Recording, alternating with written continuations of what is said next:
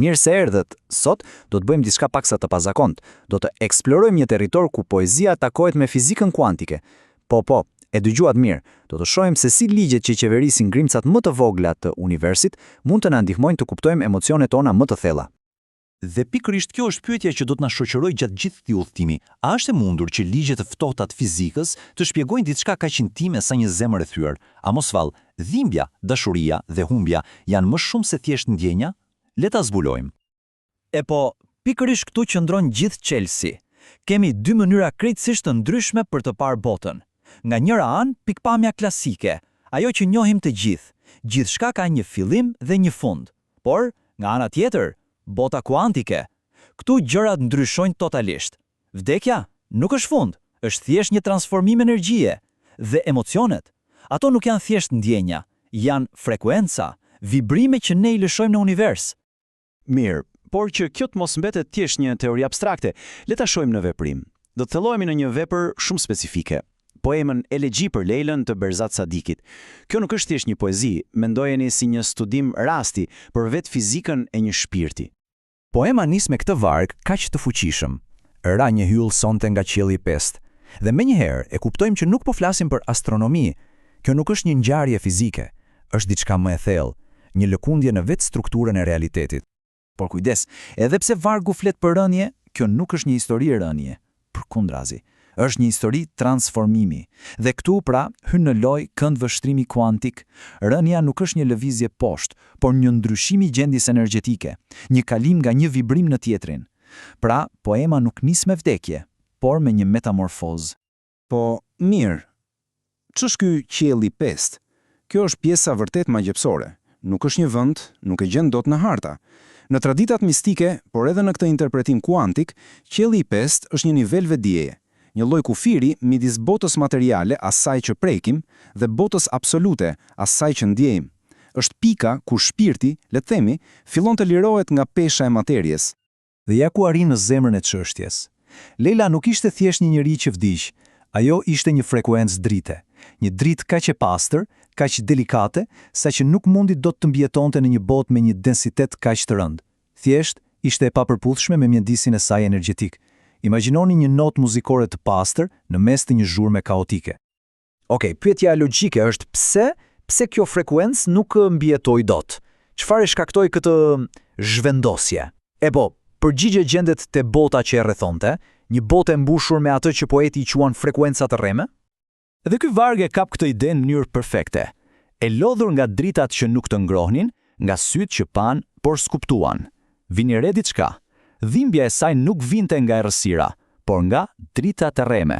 Pra, jo nga mungesa e dashurisë, por nga imitimi i saj, nga prania atyre syve që të shohin, por nuk të kuptojnë, e atyre dritave që ndriçojnë, por nuk japin as pak ngrohtësi. Po, cilat janë këto dritat e rreme?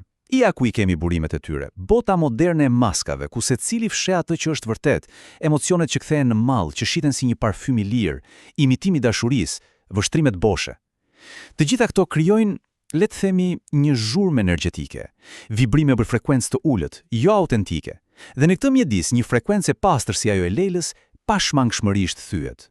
Edhe koncepti i bukurisë këtu merr një tjetër kuptim. Bukuria jote nuk ishte trup, por dritë që ndriçonte errësirave si dielli i egër mbi akullin e njerëzve. Pra, bukuria nuk është thjesht formë fizike, por energji e pastër që rrezaton. Dhe ky diell i egër, kjo energji e fortë, kur përplaset me ftohtësinë, me akullin e njerëzve, nuk ka ku shkon. Ajo thyhet. Dhe kjo e përmbledh në mënyrë perfekte gjithë konfliktin.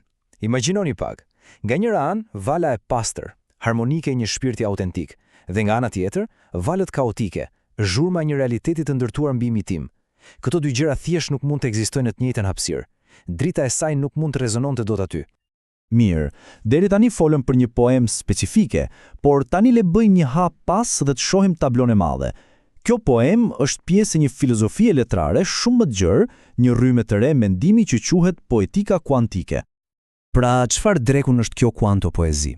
E thënë thjesht është një filozofi që lidh poezinë, emocionin dhe shpirtin drejt për drejt me energjitë dhe vibrimet e universit.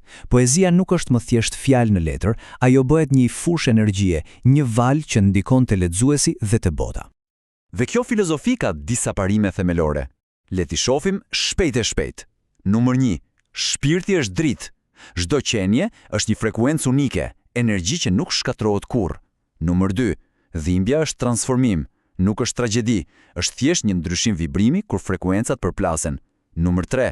Vargu është një val, pra poema është një fushë energjie. Dhe numër 4, shumë e rëndësishme, ikja është kthim. Ajo që ne e quajmë fund, në të vërtetë, është një kthim në gjendjen fillestare të drita e pastër.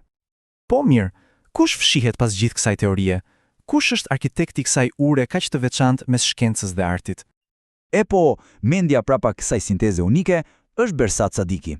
Jo vetëm autori poemës që analizuam, por edhe themeluesi kësaj rrymë mendimi, një zë modern që po sjell diçka krejtësisht të re në letërsi. Pra cila është perspektiva e tij? Ai e sheh njeriu jo thjesht si trup, por si një qenie drite. Dhimbjen nuk e trajton si një fund tragjik, por si një transformim energjie. Metaforat e tij nuk janë thjesht figura letrare, por përshkrime të një realiteti energjetik. Për të, bota është një fushë gjigante vibrimesh ku shpirtrat tanë ndërveprojnë vazhdimisht. Dhe me këtë varg të fundit nga poema, gjithçka merr kuptim. Ky është transformimi final. Por tash e tutje, dritat e yjeve do të flasin me emrin tënd hapësirës. E shihni? Leila nuk humbet, nuk zhduket. Ajo bëhet një frekuencë kozmike. Emri i saj kthehet në një kod drite, i gdhendur në kujtesën e universit. Nuk është më një yll qira, por drita që u kthye në shtëpi. Dhe e gjithë kjo na lë me një pyetje të fundit, një pyetje për të reflektuar thellë. Nëse çdo emocion, çdo mendim, çdo fjalë jona është një vibrim që lëshojmë në botë, atëherë çfarë frekuencë po transmetojmë secili prej nesh? Cili është sinjali ynë? Dhe a është ky sinjal në harmoni me botën që duam të ndërtojmë për veten dhe për të tjerët?